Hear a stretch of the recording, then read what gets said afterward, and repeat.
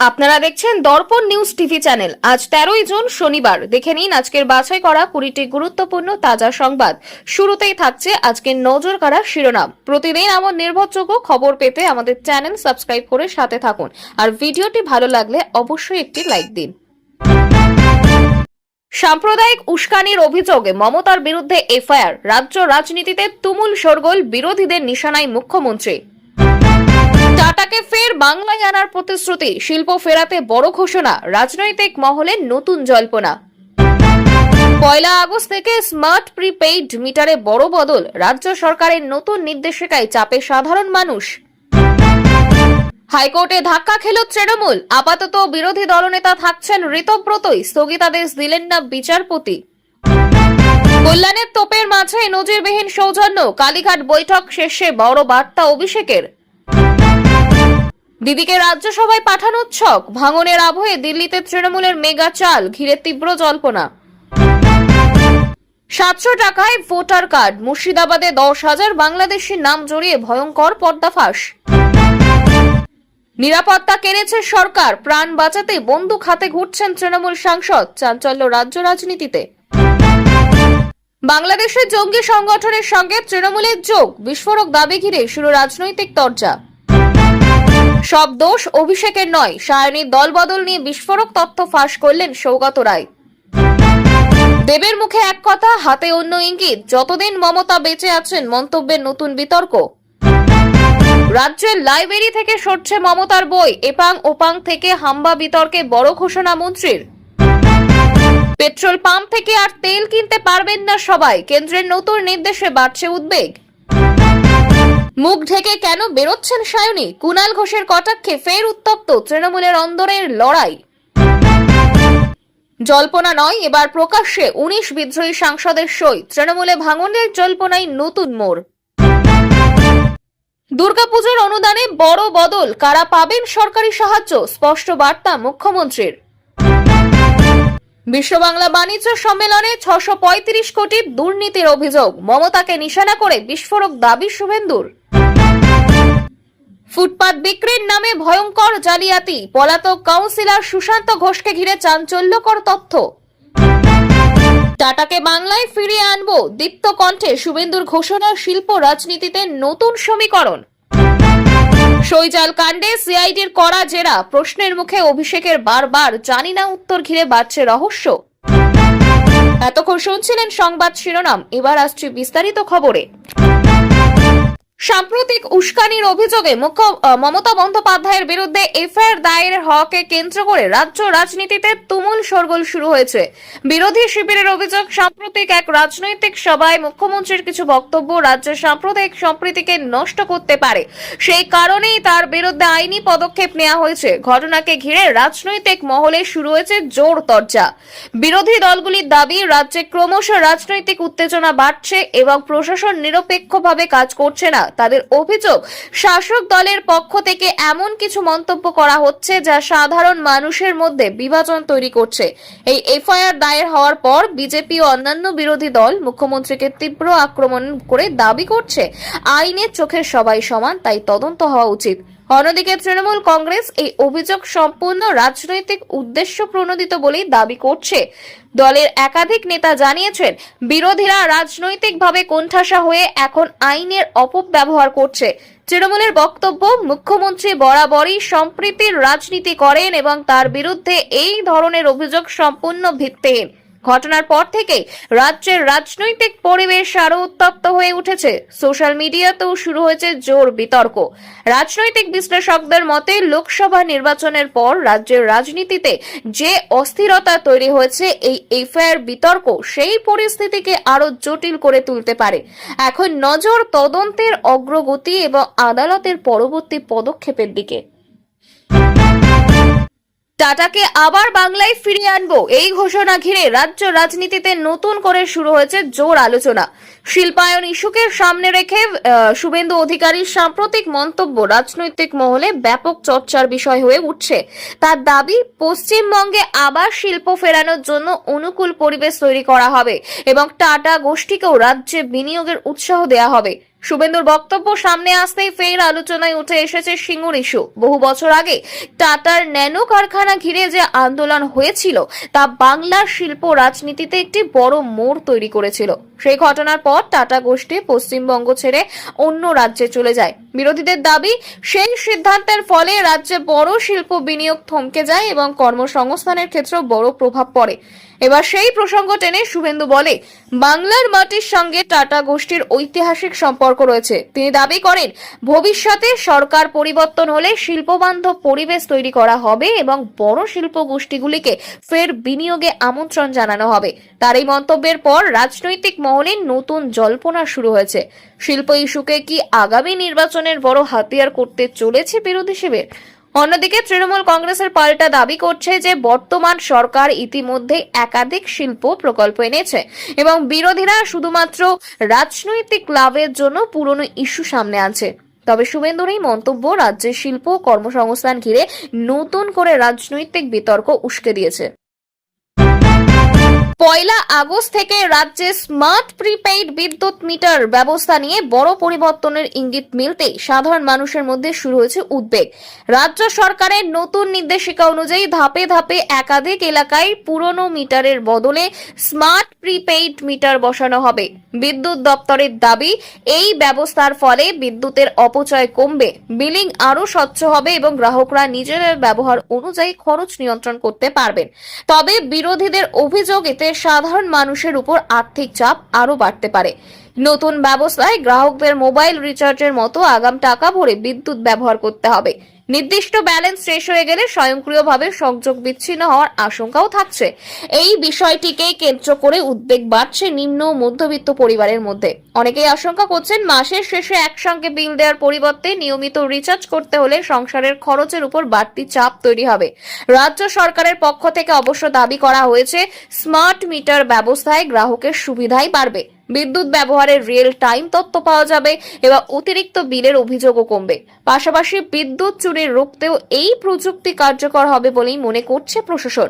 এদিকে বিরোধী দলগুলির অভিযোগ তুলছে, কেন্দ্রীয় নীতির চাপে রাজ্য এই সিদ্ধান্ত নিতে বাধ্য হয়েছে। তাদের দাবি, স্মার্ট মিটার বসানোর নামে ভবিষ্যতে বিদ্যুতের খরচ আরো বাড়তে পারে। রাজনৈতিক মহলে এই ইস্যু ঘিরে ইতিমধ্যেই চাপানুতর শুরু হয়েছে। এখন নজর 1 আগস্ট থেকে বাস্তবে এই নতুন ব্যবস্থা কিভাবে কার্যকর হবে এবং সাধারণ মানুষের প্রতিক্রিয়া কেমন থাকে তার উপরে।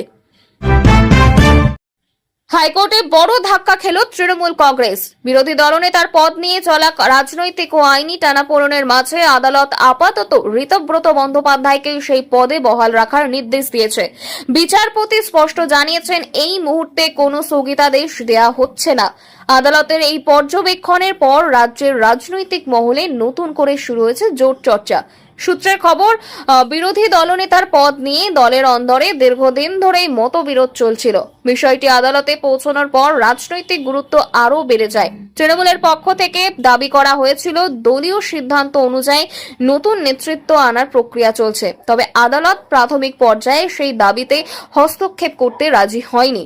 আদালতের সিদ্ধান্ত সামনে আসতে বিরোধীরা তৃণমূলকে কটাক্ষ করতে শুরু করেছে। বিজেপির দাবি, শাসক দলের অভ্যন্তরীণ দ্বন্দ্ব এখন প্রকাশ্যে চলে এসেছে এবং আদালতের এই পর্যবেক্ষণ সেই অস্থিরতারই প্রতিফলন। রাজনৈতিক বিশ্লেষকদের মতে, সাম্প্রতিক সময়ে তৃণমূলের ভিতরে যে গোষ্ঠীদ্বন্দ্বের জল্পনা বাড়ছে, এই ঘটনা তা আরো উস্কে দিল। অন্যদিকে তৃণমূল কংগ্রেসের তরফে জানানো হয়েছে, তারা আইনি লড়াই চালিয়ে যাবে এবং আদালতের পূর্ণাঙ্গ রায়ের অপেক্ষা করছে। দলের বক্তব্য, বিষয়টি সম্পূর্ণ সাংগঠনিক এবং বিরোধীরা অযথা রাজনৈতিক রং দেওয়ার চেষ্টা করছে। ঘটনার পর থেকেই রাজনৈতিক মহলে প্রশ্ন উঠতে শুরু করেছে, আগামী দিনে কি তৃণমূলের অন্দরে আরো বড় পরিবর্তনের ইঙ্গিত মিলতে পারে? এখন সকলের নজর আদালতের পরবর্তী শুনানি এবং দলের ভবিষ্যৎ সিদ্ধান্তের দিকে। মাত্র 700 টাকার বিনিময়ে ভারতীয় ভোটার কার্ড তৈরির ভয়ঙ্কর চক্রের অভিযোগ ঘিরে তীব্র চাঞ্চল্য ছড়িয়েছে মুর্শিদাবাদ জেলায়। অভিযোগ, একটি সংগঠিত জাল নেটওয়ার্কের মাধ্যমে বিপুল সংখ্যক বাংলাদেশি নাগরিকের জন্য ভুয়ো নথি তৈরি করে ভোটার তালিকায় নাম তোলার চেষ্টা চলছিল।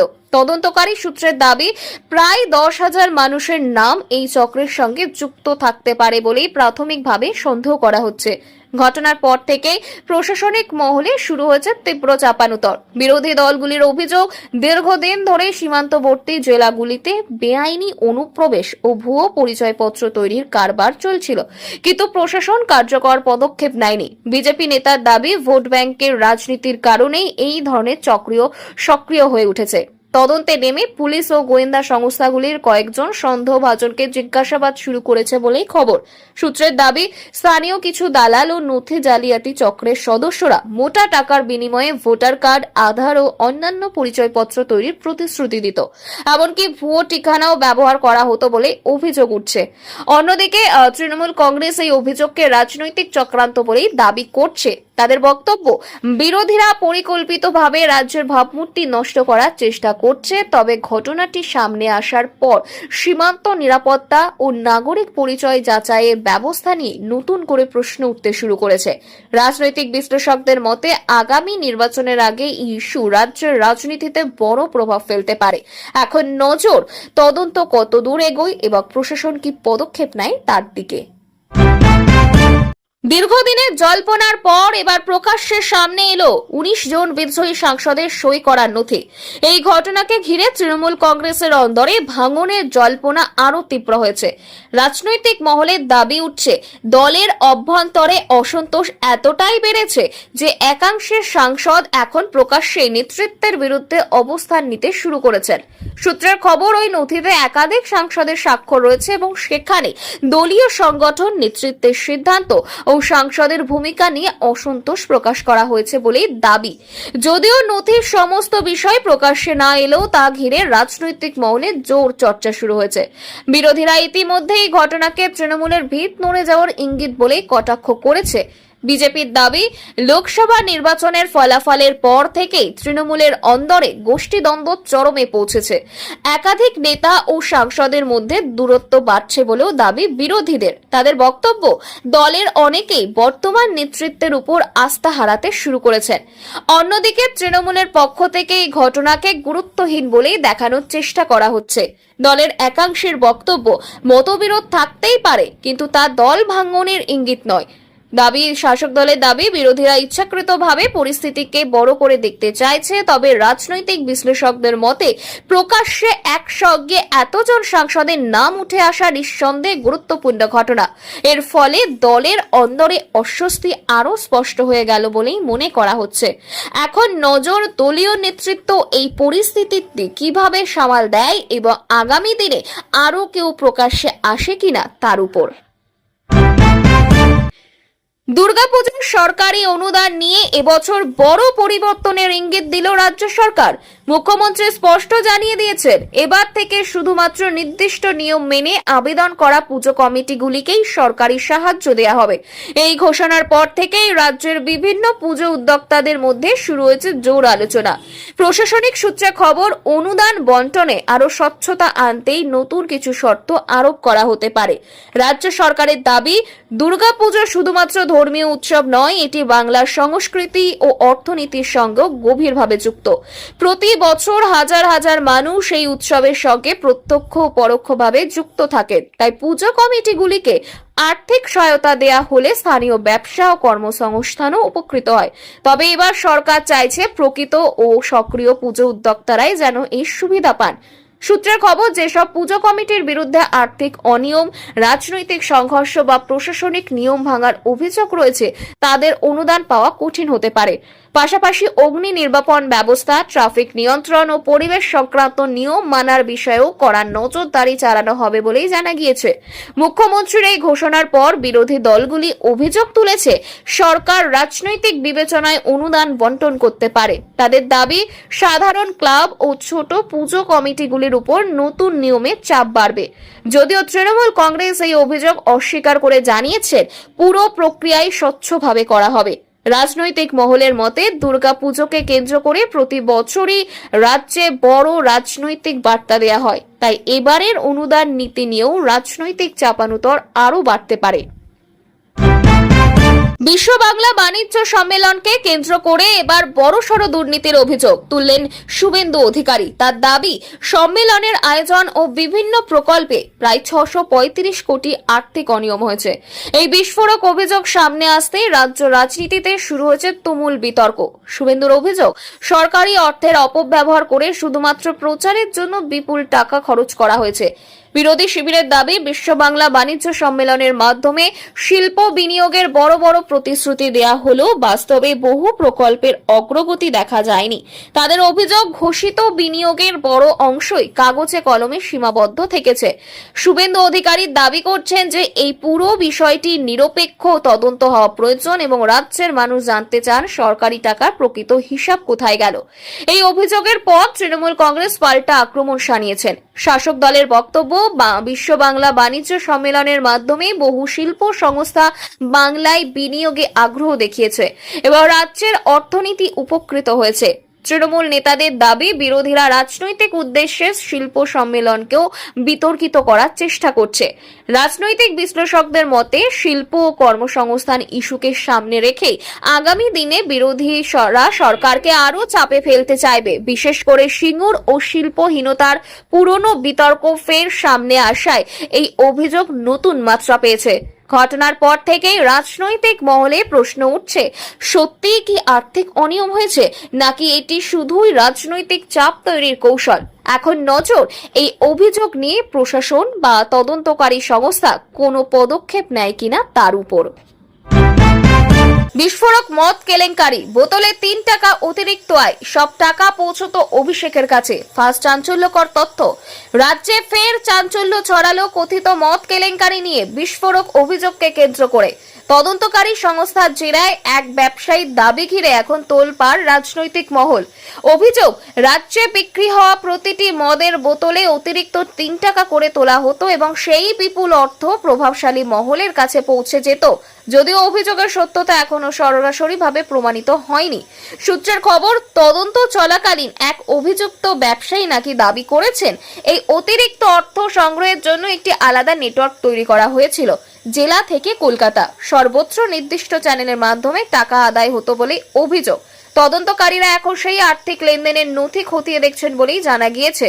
সবচেয়ে বেশি চাঞ্চল্য তৈরি হয়েছে কারণ জেরায় অভিষেক বন্দ্যোপাধ্যায়ের নাম উঠে এসেছে বলেই দাবি করা হচ্ছে।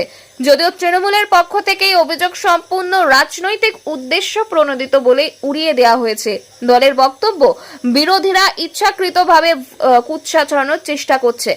অন্যদিকে বিরোধীর দাবি, এই অভিযোগ অত্যন্ত গুরুতর এবং নিরপেক্ষ তদন্ত হওয়া উচিত। ইতিমধ্যে এই বিষয়টি নিয়ে সরব হয়েছে বিজেপি ও বাম নেতৃত্ব। তাদের বক্তব্য, সত্যিই যদি সাধারণ মানুষের পকেট থেকে অতিরিক্ত টাকা তোলা হয়ে থাকে তাহলে তার পূর্ণ তদন্ত হওয়া প্রয়োজন। এদিকে তদন্তকারী সংস্থার সূত্রে খবর, একাধিক আর্থিক লেনদেন, কল রেকর্ড ও নথিপত্র খতিয়ে দেখা হচ্ছে।